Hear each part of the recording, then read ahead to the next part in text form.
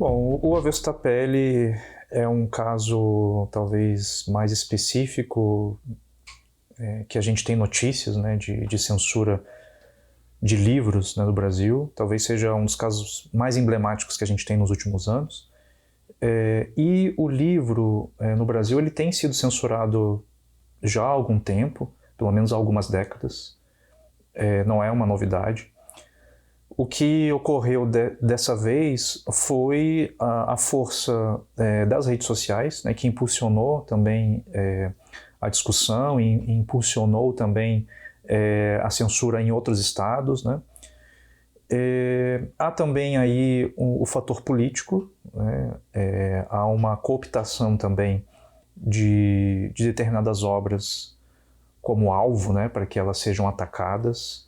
A extrema-direita utiliza muito essa tática, né, de encontrar um grande inimigo, né, e o Avesso da Pele foi esse inimigo da vez, justamente para captar votos, né.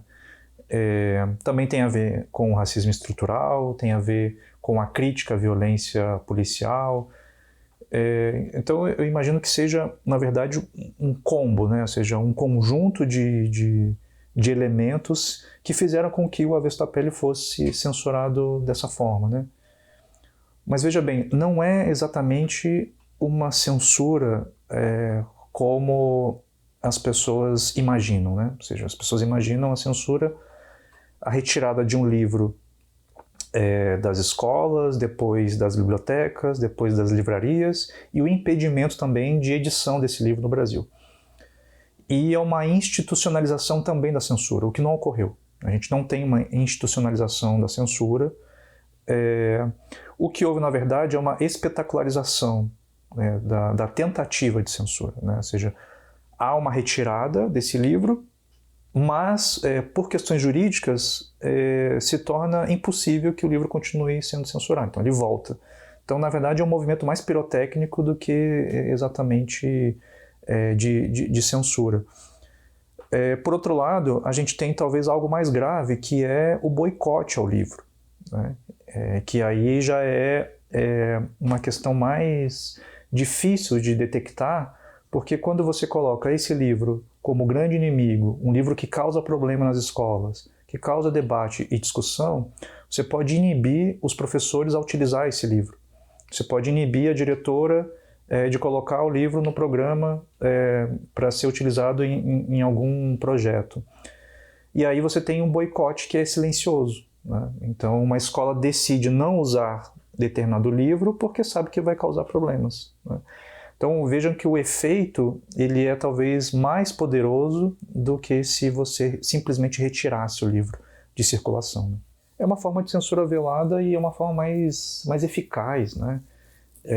O fascismo ele se instaura numa sociedade não quando o Estado é fascista, mas quando o seu vizinho é fascista, né? Quando você tem essa vigilância permanente do seu colega, do seu amigo, de parentes, né? Ou seja, você já não é mais o Estado que está te vigiando, são as pessoas próximas, né?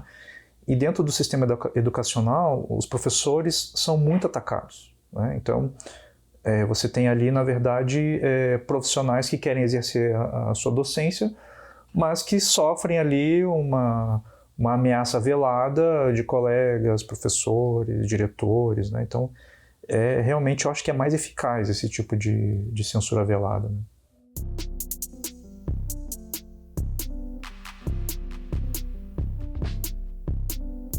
Eu acho que o racismo estrutural é a base, né, que sustenta justamente essas tentativas, essas ameaças. E há também o elemento do aumento, né, da extrema-direita no Brasil, em que procura criminalizar o conhecimento, né, procura criminalizar intelectuais, pensadores, né, com a ideia também de uma escola sem partido, né, uma escola em que você não pode falar de política, né, ou seja, e naquele momento específico, que era pré-eleição, né, Bolsonaro, quando eu escrevia essa coluna, havia também um sentimento de de caça às bruxas, né? Um sentimento de, enfim, de ameaça mesmo. Havia até uma lista que a extrema-direita colocou intelectuais, jornalistas, né? Assim, pessoas que deveriam ser combatidas, né? Então, era um momento assim, bastante perigoso de ebulição, assim, desse ressurgimento, né, de uma extrema-direita fascista e que não concorda, né, ou que não consegue coabitar com a diferença. Né? Acho que é um pouco por isso. Mas, claro, tudo isso tendo como base o racismo estrutural, porque houve outros escritores, jornalistas que escreveram sobre Paulo Freire, que faziam críticas, né, ao Bolsonaro, ao governo Bolsonaro, e não sofreram ameaças de morte. Né? Agora, escritores negros, mulheres negras, né? Ou seja, esse objeto mais vulnerável, que é onde eu me coloco, né? Ou seja, é muito mais fácil você sofrer esse tipo de retaliação do que outro perfil de pessoa. Né?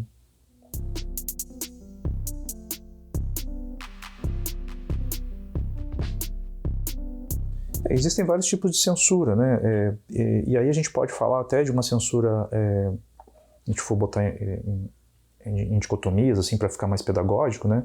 A gente tem uma censura da direita e uma censura da esquerda também, né? Assim, não é só a censura no sentido de você ter uma extrema-direita que censura um livro porque não concorda com a ideologia daquele livro. Você também tem uma censura da esquerda que é o politicamente correto, que daí já é uma outra coisa, que também é perigosa, né? Ou seja, essa higienização da arte, a higienização da literatura, e aí da censura passa para o cancelamento, né? Que aí já é um desdobramento da censura. Né? Então eu vejo que a gente está se encaminhando para algo talvez incontornável, ou incontornável não, mas talvez para algo que a gente não consiga mais voltar, que é justamente a questão da liberdade de expressão, né? Que é vista de maneira distorcida pela direita e é vista de maneira exagerada pela esquerda. Né? Então você tem aí, na verdade, uma distorção completa do que significa liberdade de expressão. E quando você fala de arte e de literatura, ou seja, a arte não tem compromisso nenhum com qualquer tipo de ideologia. A arte ela existe para discordar da vida como ela é, né? Não importa como a vida está. Ela vai existir, vai continuar sempre incomodando, e por isso que ela causa medo e receio nas pessoas, né? Porque é algo que você não consegue domesticar. Você não consegue domesticar a arte e a literatura. Então eu vejo que a gente está se encaminhando aí para um processo bastante perigoso de não conseguir mais voltar a ter esse ato criativo como algo genuíno. Né? Ou seja, é difícil hoje em dia alguém criar alguma coisa sem pensar nessas possibilidades de censura e nessas possibilidades de cancelamento. Né? Então realmente estamos numa era de vigília completa, né? E isso afeta obviamente a criação.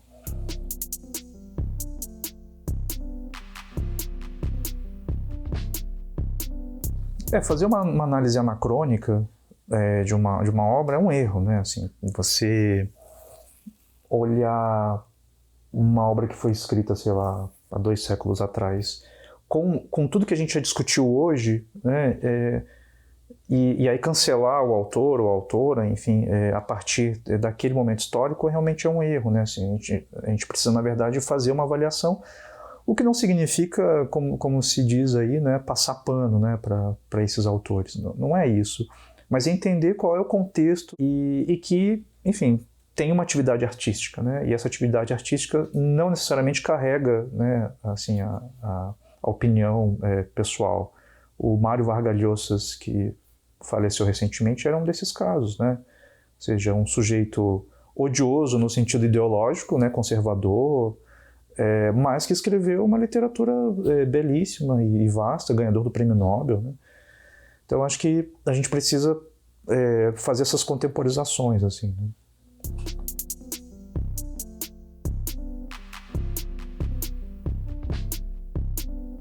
Quando a gente vive num momento obscuro de autoritarismo, eu, enquanto escritor, o que eu posso fazer é oferecer o que há de melhor na literatura, o que há de melhor na arte.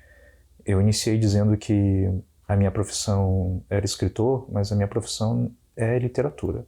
Essa é a minha profissão. E quem disse isso foi a Virginia Woolf, uma escritora que eu gosto muito, que ela foi perguntada e ela disse: minha profissão é a literatura.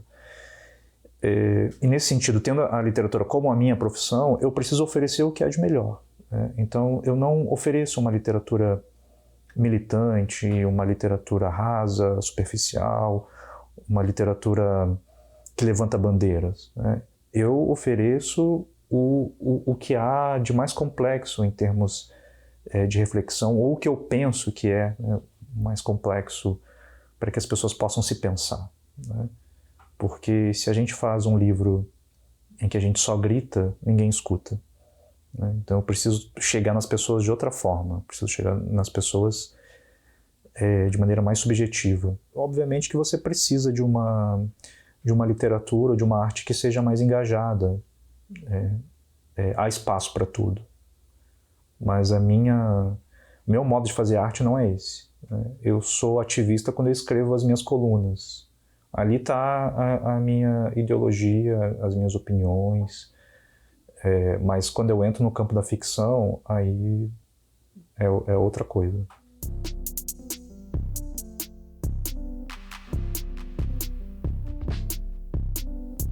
A censura começou ali em meados de março, e ainda em março houve essa reação primeiro começou com os professores, com alunos, instituições, colegas escritores, depois ministros, entidades, enfim, uma série de pessoas foram às redes sociais, fizeram atos em várias livrarias pelo Brasil. Eu estava terminando esse último livro que eu publiquei agora, o De Onde Eles Vêm. Interrompi o término para viajar e ir para esses estados onde o livro estava sendo censurado e fazer falas. E houve um apoio assim muito grande, enfim, de pessoas que eu nem imaginava, como o próprio Chico Buarque, a Fernanda Torres, enfim, porque viram o quanto a gente estava se encaminhando para algo perigoso, que é justamente essa tentativa de censura. E claro, aí vem a curiosidade das pessoas de querer saber por que o livro está sendo censurado.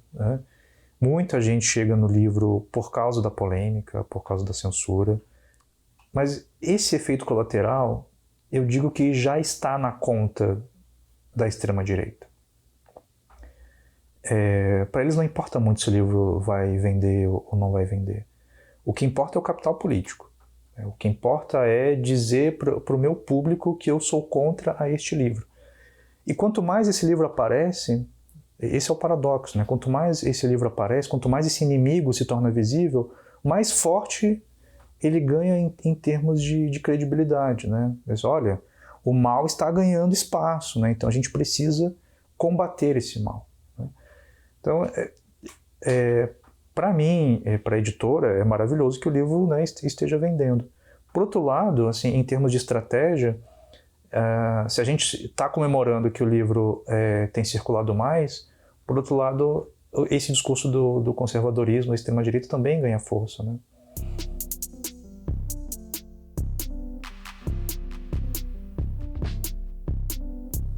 Eu acho que revela, primeiro, uma organização contra esse discurso fascista, e que é algo que a gente ainda está aprendendo a resistir e a rebater.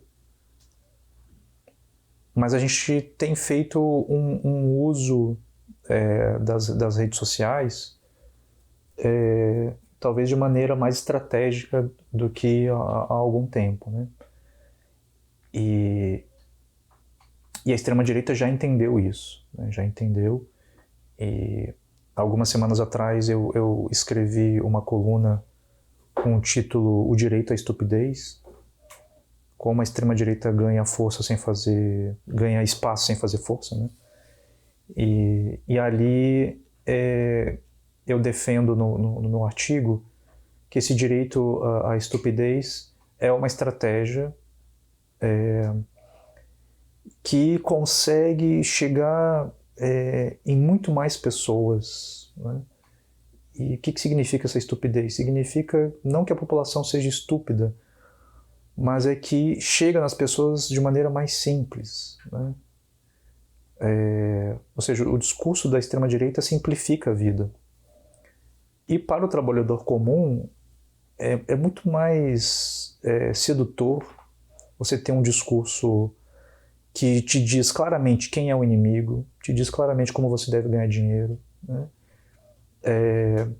E é muito diferente de um discurso progressista, né, em que você chega para uma comunidade e diz, olha, você precisa estudar, você precisa ler Machado de Assis, né? Então, em termos práticos e pragmáticos, esse discurso de que a educação pode te dar uma ascensão econômica, ele perdeu já a sua força, né? Não é isso que faz com que a população mais carente se mova, né? O que vai mover essa população mais carente é saber se vai ter emprego, se vai ter comida no prato, se vai ter direito à saúde. Então, eu acho que, nesse sentido, a gente tem falhado bastante assim, de conseguir chegar nessas comunidades. E se a gente não chega, um outro movimento chega, que é justamente oferecer essa facilidade, né? Esse discurso empreendedor, que se você fizer, você consegue, né? Que nem o Pablo Marçal dizendo numa das suas... quando ele estava, enfim, se candidatando a prefeito, né, aqui em São Paulo, teve um dos vídeos que ele fez direcionado para as mães de adolescentes da periferia, né? Ele dizendo, olha, você acha que a escola está ensinando o seu filho a ganhar dinheiro?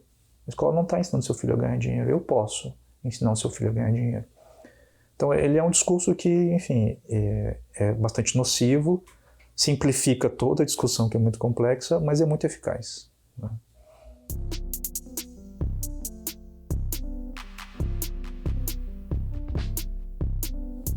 Talvez a primeira autocensura, ela começa na família, né? Ou seja, quando você assim, se torna um escritor, né, ou um artista, obviamente que você vai utilizar elementos da família, né? E a sua primeira autocensura é, eu posso fazer isso? Né? O que a minha família vai pensar, né? E a família é esse primeiro lugar da restrição de existência, né? Ou seja, é o primeiro lugar que vai te dizer não para as coisas, né? É o primeiro lugar que vai tentar deixar o teu corpo mais dócil, né? E o artista, ele é movido pelo desejo, né? Ou seja, o desejo de experienciar o que há de mais profundo na sua própria existência, né? E quando há esse desejo muito forte, muito latente, ele se depara justamente com essa autocensura, enfim, das pessoas que convivem com você. Nos tempos de agora, isso extrapolou já, né? Ou seja, não é mais a família que impõe essa vigília. Agora são as redes sociais, né? Que é essa grande família que, enfim, ninguém tem contato com ninguém, mas parece que se instaura ali uma intimidade, ou uma certa intimidade, né? Enfim, eu tenho um número grande de seguidores e algumas vezes eu encontro com esses seguidores na rua e a pessoa me trata com uma intimidade, assim, como se eu fosse da família, né? Teve uma pessoa até que me diz, o fulano está hospitalizado, por isso que ele não pôde vir, né? Assim, como se eu conhecesse ela e o fulano está hospitalizado. Então, essa grande família, né, faz com que a gente tenha essa falsa intimidade e nos põe nesse modo de vigília. Será que se eu colocar determinada cena eu vou ser cancelado, né? Ou eu vou causar determinado efeito que não vai fazer bem para a minha obra, para o meu livro? eu acho que tem afetado de maneira assim, bastante contundente, né, assim, o ato criativo. O que eu tenho feito é separar o que é a pessoa pública, né, e o que é a pessoa privada, né? E tenho tentado me isolar justamente dessa pessoa pública, né, que é onde as pessoas ganham essa intimidade, né, da minha vida introspectiva, né, e tentar não me contaminar justamente com esse mundo externo, né, porque senão eu mataria o que eu acredito que seja arte, que seja literatura, né. Ou seja, a literatura não está a serviço de nada, ela está a serviço dela mesma, né. No momento em que eu dou um direcionamento para ela, no momento em que eu tento colonizar o efeito estético, aí a arte acabou.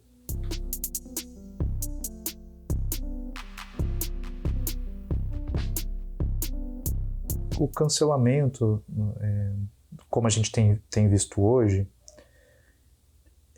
a gente tem que pensar também quem pode ser cancelável, ou quem é cancelável. Quem é cancelável são os objetos mais vulneráveis, né? Mulheres, pessoas negras, trans, pessoas com poder aquisitivo mais baixo, né? Homens brancos poderosos, assim, não são canceláveis. Se eu disser, eu vou cancelar o Trump, assim, não vai fazer diferença nenhuma na vida do Trump. Eu cancelar ele, assim, não querer saber mais notícias, ou dizer para as pessoas, olha gente, o Trump é um escroto, vocês não devem prestar atenção nele, boicotem tudo que ele disser, não vai fazer diferença nenhuma, né? Então, quem tem mais possibilidade de ser cancelado, e ser cancelado significa o quê? Significa, primeiro, te colocar num lugar em que você seja um alvo de ataque, de linchamento digital e às vezes físico, né? Mas não é qualquer pessoa que pode ser colocada nesse lugar de vulnerabilidade. É só você olhar assim, na história de quem está sendo cancelado, você vai perceber que há um momento de uma espécie de enxame, assim, né, que dura às vezes alguns dias, né, depois esse enxame se desfaz, né, e aí as pessoas já até esquecem, aí já vem um outro e assim mais outro,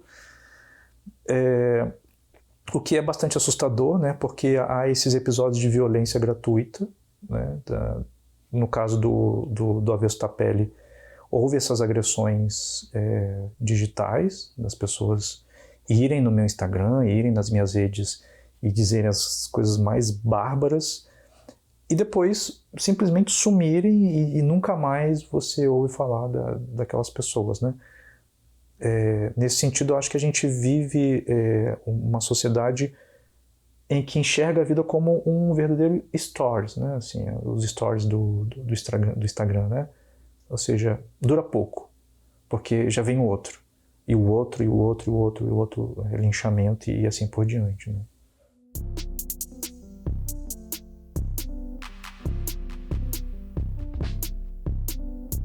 Eu acho que há, dentro dessa história toda de censura, há esse componente, sim, de subestimar as crianças e os adolescentes, né? Subestimá-los, assim, das mais variadas formas.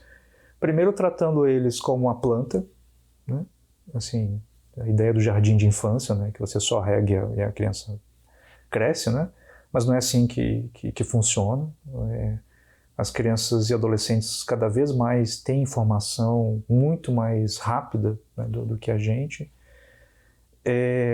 Também subestima também o senso crítico dos adolescentes, principalmente dos adolescentes, como se eles não fossem capazes de diferenciar o que é real e o que é da ficção. Há também um discurso do mimetismo da arte e da literatura, como se ao ler determinado livro, um adolescente fosse fazer exatamente aquilo que está no livro, né? Ou seja, você desconfia que o adolescente não é capaz de entender que, olha, isso aqui é arte, né? Então fica no campo da arte e a sua vida é outra coisa. Que é muito diferente, por exemplo, desses desafios da internet, né? Que a gente já viu que teve casos trágicos, né? Em que adolescentes têm contato com pessoas sem nenhum tipo de reflexão, sem nenhum tipo de acompanhamento, nada. E é bastante diferente da sala de aula, em que você tem, primeiro, um grupo pedagógico, né? Você tem um professor mediando a leitura, você tem um livro que é um objeto estético, um objeto artístico, que foi produzido por uma outra pessoa que pensou aquele livro. Então, quando aparece uma cena de sexo ou uma cena de violência, ela não está ali gratuitamente. Ela está ali porque ela faz parte de um contexto que vai levar uma reflexão para esse aluno, né? E, além disso, você tem a mediação do professor, né? Você tem a mediação de um projeto pedagógico, né, envolvido.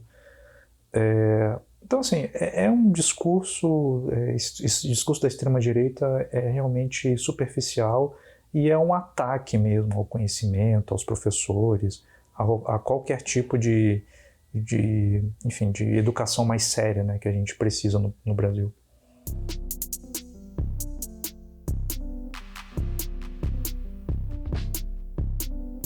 Apesar da escola, né, com E maiúsculo, né, apesar da escola, com todos os seus problemas, tanto assim, problemas históricos ou problemas estruturais, ainda é o lugar, né, eu digo que é a última barreira antes da chegada da barbárie, né? É a última fronteira, é a escola.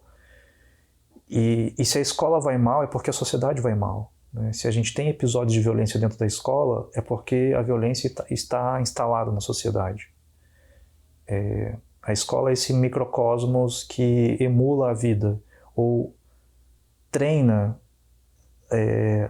os alunos para ser um cidadão depois. Mas, ao mesmo tempo, é a vida acontecendo já, né? Então, nesse sentido, a escola tem esse papel de formar um cidadão e não um mero consumidor, um consumidor de ideias, um consumidor de produtos, que é tudo o que o capitalismo almeja, né? O capitalismo não quer formar cidadãos, quer formar consumidores que não sejam críticos, que comprem sem nenhum tipo de critério. E aí a gente tem esses embates, né? Porque a arte, ela também não cabe na escolarização da vida, né? Não cabe nessa escolarização que a escola ou que as instituições querem. Ela extrapola isso. E por isso que ela causa polêmica. Porque mesmo que você faça um projeto pedagógico muito redondinho, assim, ela não vai caber no que muitas vezes os pais querem. Os pais querem que seus filhos sejam educados, né? Mas muitas vezes a arte ensina a rebeldia, né? Te ensina a discordar dos próprios pais. E é aí que a gente encontra esses embates. E vai ser sempre assim, enquanto houver arte, a gente vai ter esse tipo de embate na sociedade.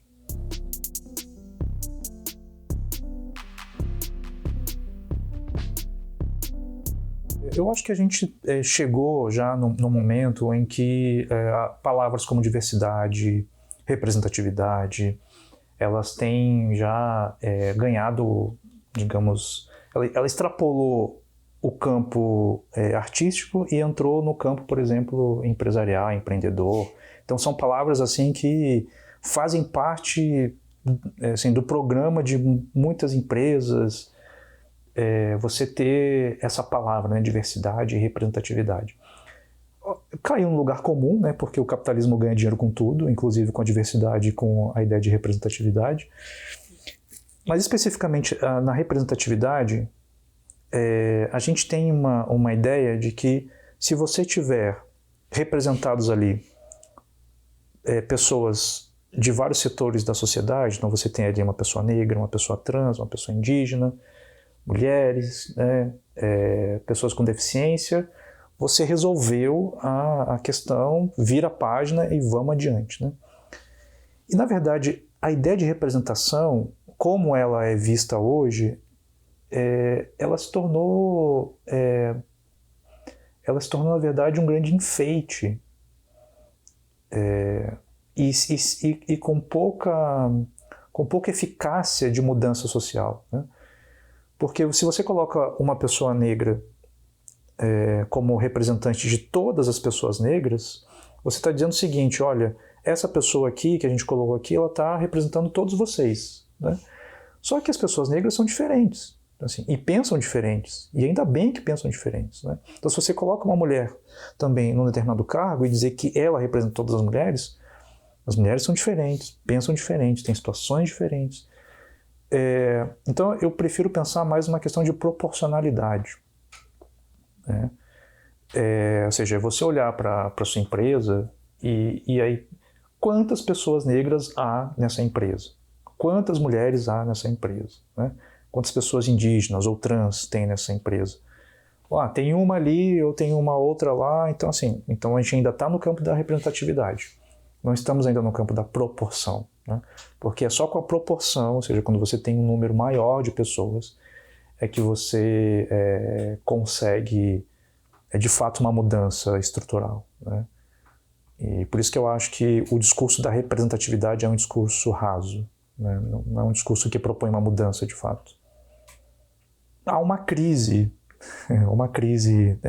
na arte, falo do campo da literatura, né? Uma crise na literatura, porque até há 10 anos atrás a gente não tinha representações literárias como a gente tem hoje, né? A gente não tínhamos antes escritores negros escrevendo e ganhando prêmios e tendo essa visibilidade toda. E há uma crise desse escritor branco, muitas vezes sudestino, cis, hétero, enfim, todas as marcações mais tradicionais, né? No sentido de o que criar a partir dessa demanda, né? Ou seja, desse movimento negro que chega, que coloca suas histórias e que parece que as histórias que sempre foram contadas não têm mais valor, né? Ou as editoras não vão mais se interessar pelas histórias que você está contando. Agora a gente quer contar essas histórias aqui. O que é um pensamento extremamente equivocado, porque a ideia de exclusão sempre foi uma ideia colonial, né? Ou seja, para um existir você tem que eliminar o outro. E esse pensamento brancocêntrico utiliza esse mesmo discurso colonial. Ou seja, para eu continuar existindo, eu preciso eliminar esse movimento, né? Como ele não consegue eliminar esse movimento, ele entra em crise, né? Ou seja, o que eu vou escrever? Será que a minha experiência enquanto homem branco, que viveu numa família branca, que teve privilégios, será que eu tenho o que dizer? Será que as pessoas vão se interessar no que eu tenho para dizer? É óbvio que vão se interessar também pelas coisas que você tem para dizer. Porque a arte só existe porque nós somos singulares, nós somos únicos no mundo, né? Se você for procurar uma pessoa igual a você, você não vai achar. Então, assim, a arte nunca vai acabar, a literatura nunca vai acabar, porque enquanto houver pessoas, né, diferentes, singulares, você vai ter experiências diferentes, pontos de vista específicos e únicos. É claro que mexer em privilégios não é algo fácil, né? E assim, ninguém vai perder privilégio. As pessoas vão no máximo compartilhar os seus privilégios, né? Porque uma pessoa, um homem branco, hétero, a coisa toda que chegou onde ele chegou, o máximo que vai acontecer, ele vai ter que dividir um pouco o espaço dele com outras pessoas, né? E eu acho que é isso que os autores negros e negras, quando escrevem, estão pensando. Não é tomar o lugar, né? Mas é coabitar, né? Viver com a diferença, né?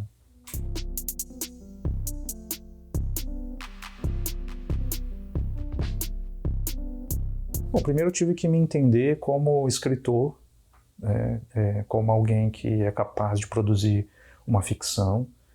Depois entender também que a minha experiência, a minha família, as pessoas que viviam ao meu redor também poderiam servir como ficção. E isso demorou muitos anos para que eu reconhecesse assim, beleza, né, e arte, né, nas minhas vivências. Depois houve um momento de uma conscientização racial e de entender que eu tinha uma responsabilidade. E essa responsabilidade passa justamente por trazer personagens complexos, contraditórios, personagens profundos, que extrapolam a questão da cor, da raça, do gênero. Porque aí sim eu estaria democratizando a literatura. Né? No momento em que eu faço um projeto em que eu penso no meu público, penso num público negro, ou seja, eu estou escrevendo esse livro para pessoas negras, eu não estou contribuindo para a democracia. Eu estou, na verdade, de novo colocando essas pessoas negras num gueto, né, num lugar apartado. E é o que eu não quero. Né? E todos os meus personagens perseguem esse ideal intelectual. Né? Todos os meus personagens eles têm essa perseguição pelo conhecimento. Né? E é o que eu estou dizendo para as pessoas negras, ou seja, vocês podem ler Hamlet, vocês podem ler Don Quixote, podem escutar Beethoven, podem ir ao terreiro de Umbanda, podem ler os autores negros, africanos, ou seja, vocês têm direito a tudo. E eu estou dizendo para as pessoas brancas, vejam, as pessoas negras não precisam falar só da sua cor, não precisam falar só sobre as questões de racismo, ou seja, eles têm direito a qualquer coisa, eles têm o direito de existir. Né?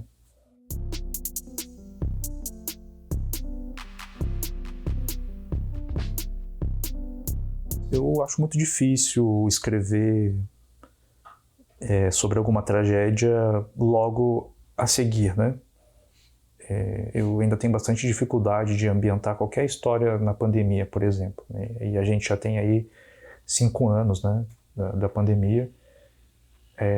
Não sei se algum dia eu vou escrever algo sobre.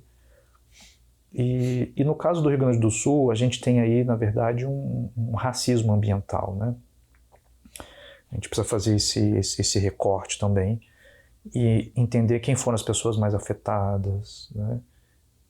Quais foram as comunidades, né, que mais sofreram com a questão ambiental.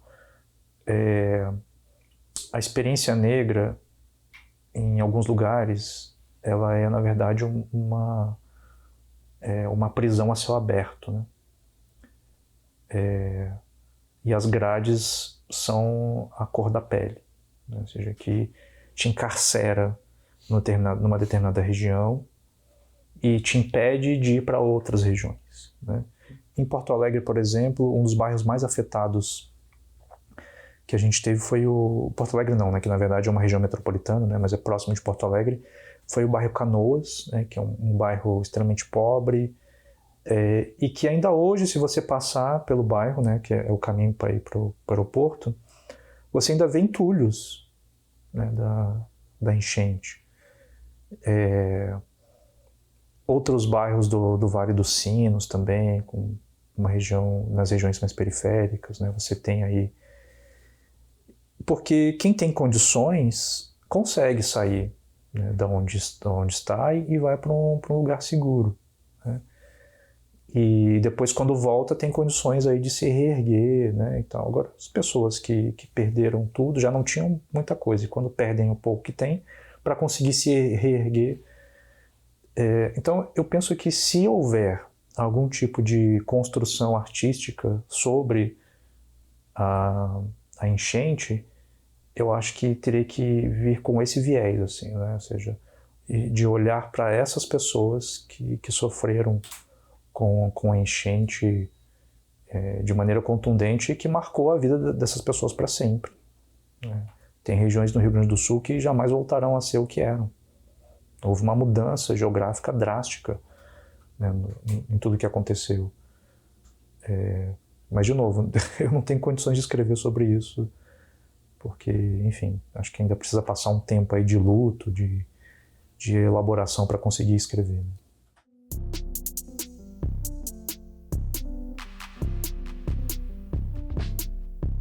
Eu acreditava que a literatura e a arte não poderiam fazer nada no sentido de salvar as pessoas de alguma coisa, né? Eu não acreditava que a arte salva ou que a literatura salva, né? Já dei algumas entrevistas falando que isso era uma bobagem, né, e tal. Mas passado alguns anos e conversando com leitores, enfim, tendo esse contato, né, com as pessoas, de certo modo a literatura ela salva porque ela diz algo, ela diz pouco, mas ela diz algo importante e preciso, assim, para as pessoas, né? E às vezes é algo indizível, é algo que, enfim, nem a pessoa consegue dizer exatamente o que a arte, o que a literatura trouxe para ela, mas é algo importante, né? E eu acho que você vê a produção artística e da literatura